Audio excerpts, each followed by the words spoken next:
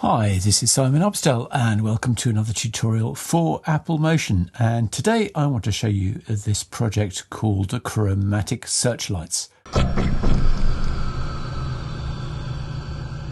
Looks pretty nice, I think, and there's lots here that I think you're going to find interesting. So let's get going.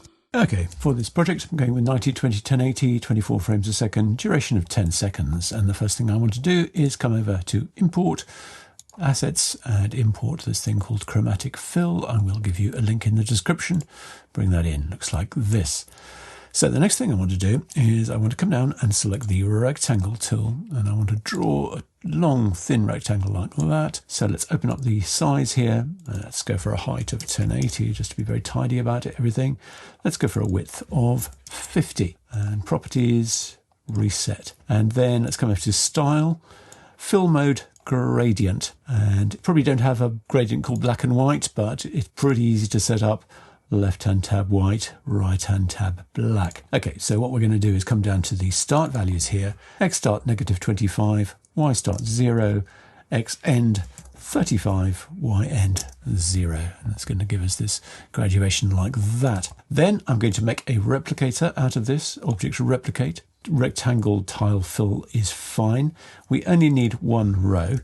Let's go with 12 columns and a width of 550.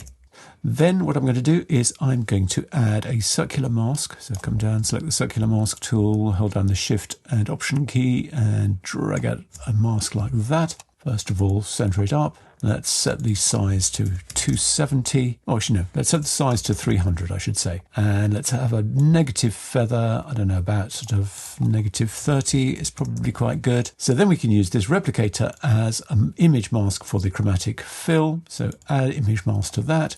Use the replicator as the source and switch to luminance. And we get something that looks like this.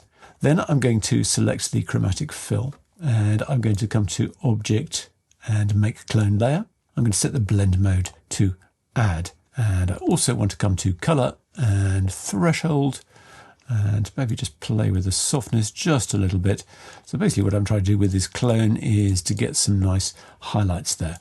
So maybe just adjust that a bit till we get a little bit more like that. Something like that. I got 0.31, 0.45 there. So then I'm going to add an extra element in this. It's going to make it look a little bit more lens-like. So I'm going to come to the library and I'm going to scroll down to Content and I'm going to click on the search here and I'm going to type vase, or if you're American, you probably want to say vase. Whatever you want to say, you want to get clear vase, clear vase 06, that one there, and bring it in. Let's come over to the inspector and set its blend mode to add so we can see through it. Then I'm just going to scale it down like this and I'm going to rotate it through 90 degrees like that. Then I'm going to come to filters, distortion and mirror, and I want 90 degrees for that mirror angle. And actually I want this to be a little bit larger. Let's see what we want. Oh yes, I want 60 for that, like that. And then I'm going to apply a circular mask to it. So I'm actually going to copy that one, Command C, paste it onto there. And let's just increase that radius like that, so it's matching like so. And maybe just increase that feather to -50. So we've got our basic sort of lens elements set up. Actually, let's call that lens like that. And now we want to sort of surround to it. So let's make a new group at the top here. Come down and select the circle tool. Hold down Shift and Option. Draw out a circle roughly like that. Make sure to center it up. Come over here. So let's turn on outline and, oh, actually, no. First of all, let's just make this black. Let's have a black fill like that at the back. And geometry and set that to 300. So then let's duplicate this, right click duplicate, and this one we will come over, turn on outline, turn off that fill. We'll set that width for the outline to 20 and we'll also just reduce the white value down to around 50% like that. Then we'll come to filters and stylize and indent, turn the softness all the way up, the ambient all the way down, and reduce the highlight sharpness just a little bit like that till we get a bit of a shiny edge to it like so. So just come back over and let's readjust this radius. Let's go for 310 on that. Now, obviously, this is occluding our lens. So actually, let's put our lens on top. Let's put it above like that so we can see more what we're doing. So we're next going to duplicate this circle. So right-click, duplicate. Let's set its radius to 320. Let's come over to the style and let's switch the brush type to airbrush. And let's set the spacing to 75. And what's nice about that is it gives us this sort of studded look. So that's pretty nice. So then I'm going to duplicate this again. Let's switch back to solid for this. Let's set the scale to 330 and let's duplicate it one more time. Right click, duplicate, and set this one to 340. So then let's make both of these groups 3D like so. And we can add a camera. And I'm just going to set it up with the camera rotated -30 on Y like this. And the reason I'm going to do that is I want to select this group and I want to come to Filters and Stylize and Extrude. I'm going to have an angle of 180 and I'm just going to show you the distance of 150 just while I set this up. Back size 0.95. And what I'm going to do is I'm going to take this first circle here, open up the position and set the Z position to -150. And you can see that sort of like pushed it back like that in Z space, which is quite a nice look. I'm going to take the next one down and move it back to -100. And then I'm going to take this one and move it back -50. I want to come to this top ring here and the indent. And let's turn the brightness all the way down, I think, and just play with that highlight sharpness a little bit, maybe go down to 10 with the highlight sharpness. So then what I want to do is I want to link this extrusion to the camera's rotation, or rather the extrusion distance. So let's select the extrusion distance. Let's set that to 1 for starters, add parameter behavior and link. Let's grab the camera and use it as the source, and then come to properties, transform, rotation, and Y. And let's set the scale to -15. So now if we rotate the camera on Y, the extrusion is following along correctly. And there's just one other thing we need to do with this link, and that's to set that Y offset value to -1. So maybe just set up a ramp on this camera's Y rotation. So set that to 0, add parameter behavior and ramp. Let's have a start value of -30. End value of 0 is good. Let's have an end offset of 24. And let's turn the curvature all the way up just to ease off the start and ends. What else do we want to do? Next, we want to set up a light, I think. So object light, we want to keyframe its intensity. Actually, first I'm going to set its fall off to 8%. So let's come to around, I don't know, frame 10. Let's hit a keyframe for the intensity, set that down to 0. Step forward a couple of frames, set that up to, I don't know, 100. Step forward a couple of frames, bring it down to, I don't know, 25%. Step forward another couple of frames, set that to 250. Another couple of frames forward, set that back down to 125. And another couple of frames forward and set it up to 500. So now we're going to get this effect of it flickering on. So we've got our lens and our, well, let's call this a surround here. And we want to make a new group to put both of those into. So object new group, let's call this A. Drop both of those into A. Let's move A over on X, -720. And let's duplicate A, right click duplicate. Let's call it B. Let's set its position to be 0 on X. And now you'll notice that it's looking completely wrong. And what we have to do is we have to put A in front of B. So then let's close that up. Let's duplicate B, right click duplicate. Let's call it C. Let's move that down below B because we know we need to do that now. And the X position for this is going to be +720. So now we've got those like that. What we'll need to do is we'll need to duplicate this light. So right click duplicate. Let's set that position to -720 on X. So it's lighting up this left-hand lamp. Duplicate again and set that X position to 720. And let's just open up the timeline editor, grab those and move them along, grab these here and move them back. So we're just offsetting those so they're not all happening at the same time. I think what I also want to do with the camera is just add a ramp to the Z position. So add a ramp there and set that N value to 250 so that we move out like so.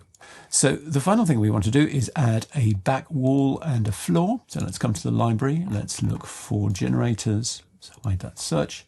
We want a color solid. Let's drag it in at the back like that. Come to the inspector, set it to be pretty dark blue like this. Let's come over and set its scale to 500%.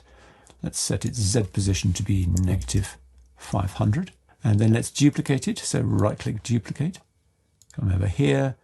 Set the Z position to 0, set the Y position to negative 360 and the X rotation to negative 90. So now we've got a floor down there and it just remains to make this reflective. So let's come to reflection, turn it on, let's show the controls.